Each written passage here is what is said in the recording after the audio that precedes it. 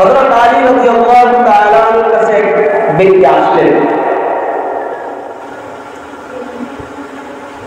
জয়নব ব্যক্তি এসে বলল, ইয়া আলী, মুহাম্মদুর রাসূলুল্লাহ সাল্লাল্লাহু আলাইহি ওয়াসাল্লাম কোথায়? আল্লাহু আকবার। হযরত আলী রাদিয়াল্লাহু তাআলা বললেন, মুহাম্মদ সাল্লাল্লাহু আলাইহি ওয়াসাল্লাম ইন্তেকাল করেছেন। ওই আশিক, ওই জয়নব ব্যক্তি পাগলের মতো চুপচাপ করে শুরু করল, কি বলো? আমি কোন দিন সফর করে এসলাম, আমি মুহাম্মদ সাল্লাল্লাহু আলাইহি ওয়াসাল্লামকে একবার দেখার জন্য। তখন আলী রাদিয়াল্লাহু তাআলা বললেন, আল্লাহ হাবিব মুহাম্মদ রাসূলুল্লাহ সাল্লাল্লাহু আলাইহি ওয়াসাল্লাম আমাদেরকে বলে গিয়েছেন, যদি কোনো ব্যক্তি নিজের মহব্বত আর নিজের আবেগ ইতমিনানের সাথে যদি আমার রওজার কাছে নিয়ে যায়, আমার রওজাকে জিয়ারত করে, ওই ব্যক্তির সাথে আমার সাক্ষাতের মতো হয়ে যায়। সুবহানাল্লাহ। ওই ব্যক্তি বলল, ওই জয়নব ব্যক্তি আশিক রাসূল বলল, আলী, আমি একজন তাওরাতের আলেম। কিসের আলেম? তাওরাতের আলেম।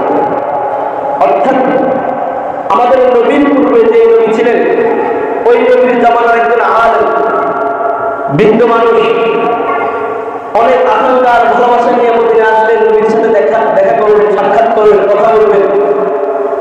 ওই ব্যক্তির আর আকাঙ্ক্ষার মনের তামান্না পূরণ হয়নি। যখন এই কথা বললেন, সে বলল, তাওরাতের ভিতরে আমি দেখতে পাই আল্লাহর নবী মুহাম্মদুর রাসূলুল্লাহ সাল্লাল্লাহু আলাইহি ওয়াসাল্লামের তাওরাতের ভিতরে যে পরিমাণ গুণগান গেয়েছেন, আল্লাহর হাবিব মুহাম্মদুর রাসূলুল্লাহ সাল্লাল্লাহু আলাইহি ওয়াসাল্লাম তাওরাতের ভিতরে গুণগান গায়। আল্লাহর হাবিব মুহাম্মদুর রাসূলুল্লাহ সাল্লাল্লাহু আলাইহি ওয়াসাল্লাম মদিনায় যে সমস্ত পরিমাণ করতেন, ওইগুলো করার সময় তিনি মিষ্টান করে প্রাণের সাথে প্রত্যেক মানুষ ছুটি ছুটি চলে আসলেন। আল্লাহর হাবিব মুহাম্মদুর রাসূলুল্লাহ সাল্লাল্লাহু আলাইহি ওয়াসাল্লাম নাম মুবারকের ভিতরে মিষ্টান করে গ্রাম পাওয়া যায়। আল্লাহর হাবিব মুহাম্মদুর রাসূলুল্লাহ সাল্লাল্লাহু আলাইহি ওয়াসাল্লামের চুলের ভিতরে মিষ্টান করে গ্রাম পাওয়া যায়। আমি এই আকাঙ্ক্ষায় মনের তামান্না নিয়ে, যার রক্ত গান শরীর প্রত্যেকটা সেক্টর থেকে মিষ্টান করে গ্রাম পাওয়া যায়, ওই ব্যক্তির সাথে আমি সাক্ষাৎ করতে আসলাম।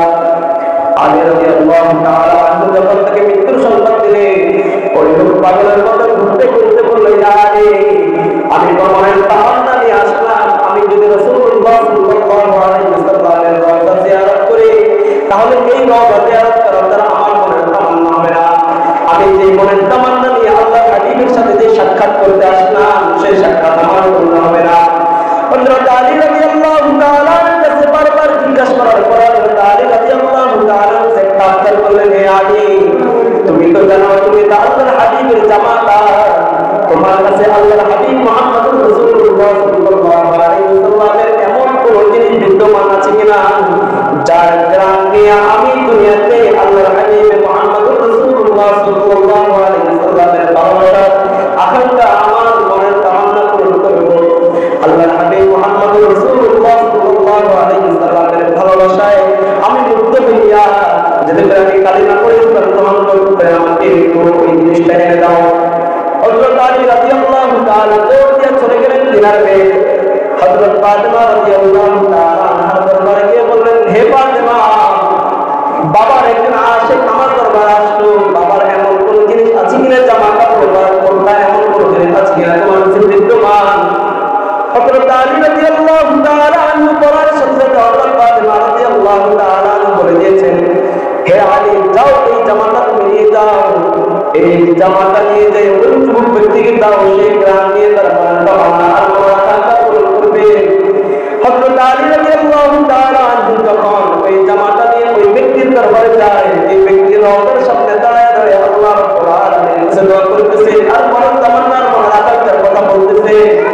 এই মুহূর্তে যখন আলী রাদিয়াল্লাহু তাআলা ওই জয়নব ব্যক্তি আশিক রাসূলের দরবারে উপস্থিত হয়, ওই আশিক রাসূল ওই জামাটা নিয়ে নাকের কাছে গান মিষ্টান করে গানের সাথে সাথে ওই আশিক রাসূল পাগল হইয়া পড়ে যায়। এমন পাগল হয় যে পাগলের কারণে আল্লাহ রাব্বুল আলামিনের কাছে এমন ভাবে দোয়া করতেছে, আল্লাহ, আমি আল্লাহর হাবিব মুহাম্মদুর রাসূলুল্লাহ সাল্লাল্লাহু আলাইহি ওয়াসাল্লামকে দেখতে পাই নাই, তিনার জামার গানের মাধ্যমে আমি এত পাগল হয়ে গেলাম, আমার মনের তামান্না আমার আকাঙ্ক্ষা আরো বেড়ে গিয়েছে।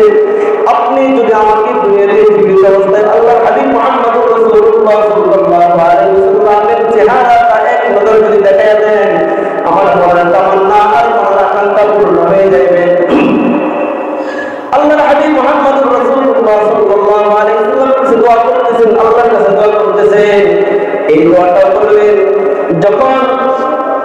হযরত আলী রাদিয়াল্লাহু তাআলা বললেন, তুমি যদি মুহাম্মদুর রাসূলুল্লাহ সাল্লাল্লাহু আলাইহি ওয়াসাল্লামের নাম নিয়ে যদি দোয়া করো, তাহলে আল্লাহ রাব্বুল আলামিন সেই দোয়ার সাথে সাথে কবুল করে নেবেন। ওই আশিক রাসূল যখন রাসূলুল্লাহ সাল্লাল্লাহু আলাইহি ওয়াসাল্লামের নাম নিয়ে আল্লাহ রাব্বুল আলামিনের কাছে দোয়া করলেন, ইয়া আল্লাহ, আমি তো মুহাম্মদকে দেখি নাই, আমার মনের তামান্না আমি মুহাম্মদের সাথে একটু সাক্ষাৎ করব। আপনি আমাকে আপনার মুহাম্মদ, আপনার হাবিবের উসিলায় করে আপনার হাবিবের নাম ধরে দোয়া করতেছি, আপনি যদি আমাকে এখন এক মুহূর্তের জন্য মৃত্যুবরণ করে যদি আবার পাঠিয়ে দেন।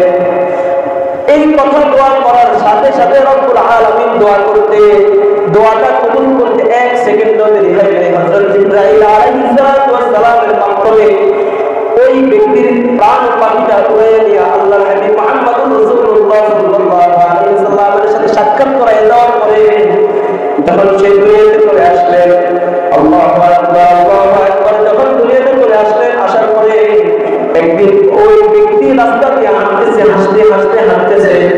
হাঁটার সময় হযরত আলী রাদিয়াল্লাহু তাআলা আনহু দেখে বলল, ইয়া আশিক রাসূল, তুমি আল্লাহর হাবিব মুহাম্মদুর রাসূলুল্লাহ সাল্লাল্লাহু আলাইহি ওয়াসাল্লামের সাথে কি তোমার সাক্ষাৎ হয়েছে কিনা? ওই লোক বলল, আল্লাহর হাবিবের সাথে সাক্ষাৎ হওয়ার কারণে আমি আল্লাহর হাবিবের এমন ভক্ত হয়ে গেলাম, যার কারণে আমি তাওরাতকে মেনে নিয়ে কোরআনের প্রতি ঈমান আনলাম। এখানে মূল উদ্দেশ্য হচ্ছে রাসূলের ভালোবাসা নিয়ে যদি কোনো ব্যক্তি আল্লাহর হাবিবের ভালোবাসা অন্তরে নিয়ে যখন আল্লাহর কাছে দোয়া করে, আল্লাহ রাব্বুল আলামিন সেই দোয়ার সাথে সাথে কবুল করে নেন। আর ওই দোয়ার সাথে সাথে কবুল করার মাধ্যমে আল্লাহ রাব্বুল আলামিন হাবিবের সাথে সাক্ষাৎ করায় দেন। সুবহানাল্লাহ। বুঝেন, ওই আশিক রাসূল এত পরিমাণ মুহাব্বত নিয়ে যখন আল্লাহর হাবিবের সাথে সাক্ষাৎ করতে যায়, আর আল্লাহর হাবিবের নাম ধরে যখন আল্লাহর কাছে দোয়া করল, আল্লাহ রাব্বুল আলামিন সেই দোয়ার সাথে সাথে কবুল করে নিলেন। কিন্তু আফসোস, আজকে দুনিয়ার মুসলমানদের জন্য আমরা আজকে আশিক রাসূল দাবি করি, মুহাম্মদের উম্মত দাবি করি, কিন্তু আমরা আজকে গীবত করতে পারি না। মুহাম্মদের উম্মত দাবি করে আমরা সুদ চাইতে পারি না। মুহাম্মদের উম্মত দাবি করে আমরা জুলুম চাইতে পারি না। মুহাম্মদের উম্মত দাবি করি আজকে আমরা আপনাদের আশেপাশে পদের জন্য অস্ত্র ঠেকিয়ে মসজিদের কমিটি পর্যন্ত হয়, অত মুহাম্মদের উম্মত দাবি করি আমরা।